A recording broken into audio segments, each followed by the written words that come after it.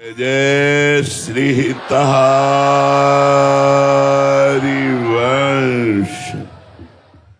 आप महामहिम परम पावन श्री वृंदावन धाम में यमुना जी के पावन पुलिन पर विराजमान है। पास में ही यमुना जी है। अपार कृपा भगवान की जब होती है तब जीव को मनुष्य शरीर मिलता है। फिर जब और कृपा बढ़ती है तो साधु समागम मिलता है। जब कृपा का परिपूर्ण स्वरूप प्रकाशित होता है तो साधना प्राप्त होती है। साधना का फल है प्रेम। सब साधन कर यह फल सुंदर, प्रभु पद पंकज प्रीति निरंतर। अपने श्यामा श्याम के चरणों का निरंतर चिंतन होना, निरंतर नाम जप करना, निरंतर लीला गुण गायन करना। अंदर ही अंदर चिंतन चल रहा है भगवान की लीलाओं का, गुणों का, नाम का। ये फल है साधना का। हमारी साधना परिपक्व हो रही है। इसका लक्षण क्या है? पहला है शांति। चाहे जितनी विपत्ति आवे, दुख आवे, अपमान हो, निंदा हो, अशांत मत होना। यह अध्यात्म की पहली सीढ़ी है। क्षमा। क्षमावान ही महान है, ना कि क्रोध करने वाला, ना कि दंड देने वाला, ना कि विरोध करने वाला।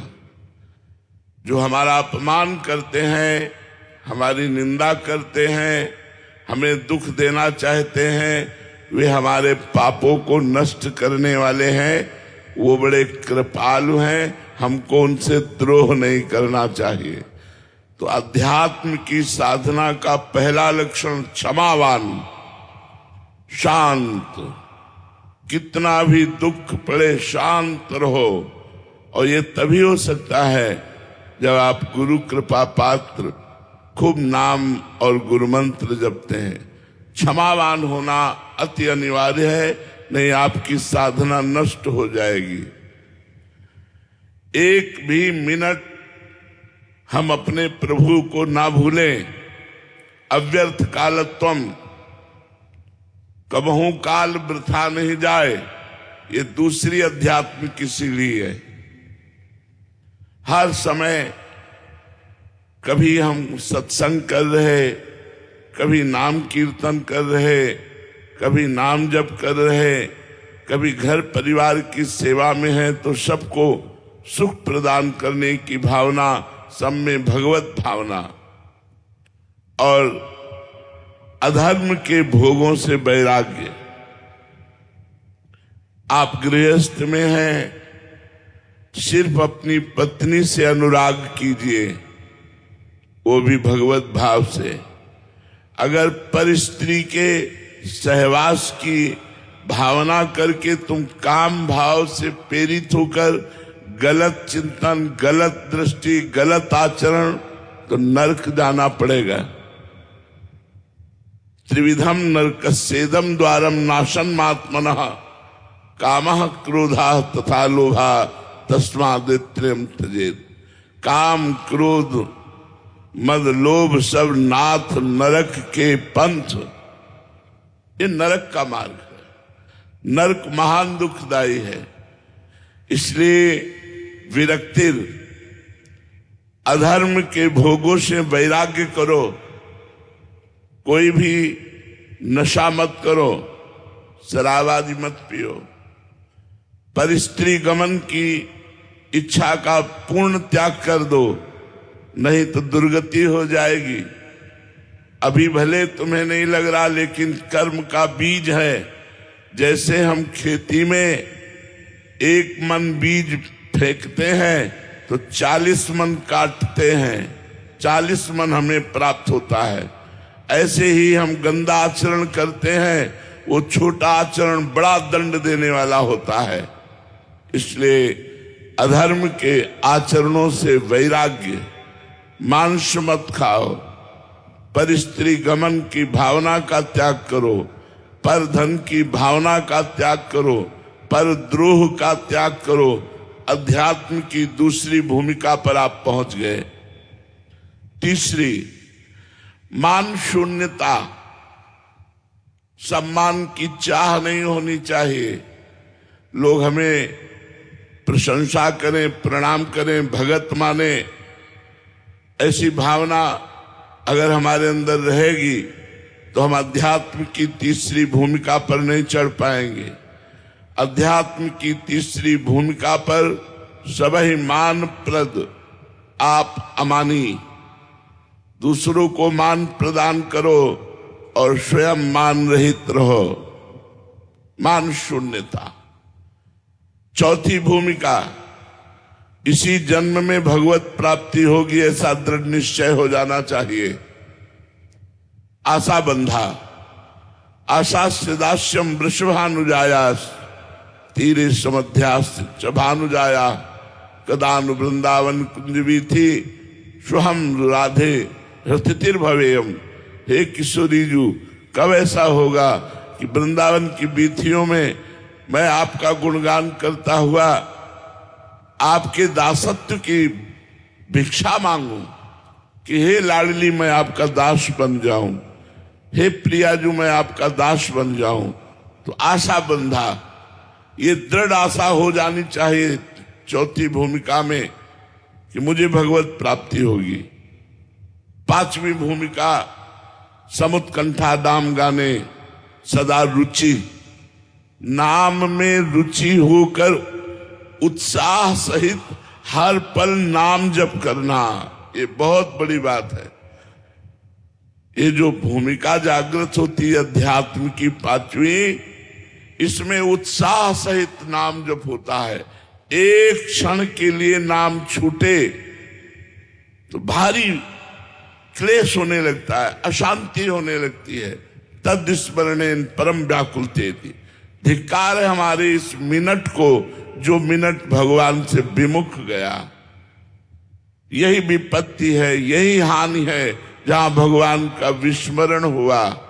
कहा हनुमंत विपत्ति प्रभु सोई, जब तो सुमिरन भजन न होई। जिस मिनट, जिस सेकेंड में भगवान का विस्मरण हो जाए वही हानि है। हमारा समुत्कंठा नाम गाने सदा रुचि, उत्साह के सहित नाम जप करने में हमारी रुचि होनी चाहिए। छठी भूमिका, आसक्तिस तद्गुणाख्याने। भगवान की लीला कथा सुनने का नशा होना चाहिए। जहां कहीं हम सुने कि यहां भगवान की चर्चा हो रही है, विशुद्ध चर्चा भगवान की, क्या अशुद्ध भी चर्चा होती क्या? हां, जिस चर्चा को मान और रुपया पैसा और सांसारिक पदार्थों के प्रलोभन से किया जाता है, उसमें कपट रूपी अशुद्धता आ जाती है। चौथी भगत मम गुणगन करे कपट तजगान। ये कपट त्याग कर जहां निष्कपट भगवान की चर्चा हो रही हो वहां जरूर सुनना चाहिए।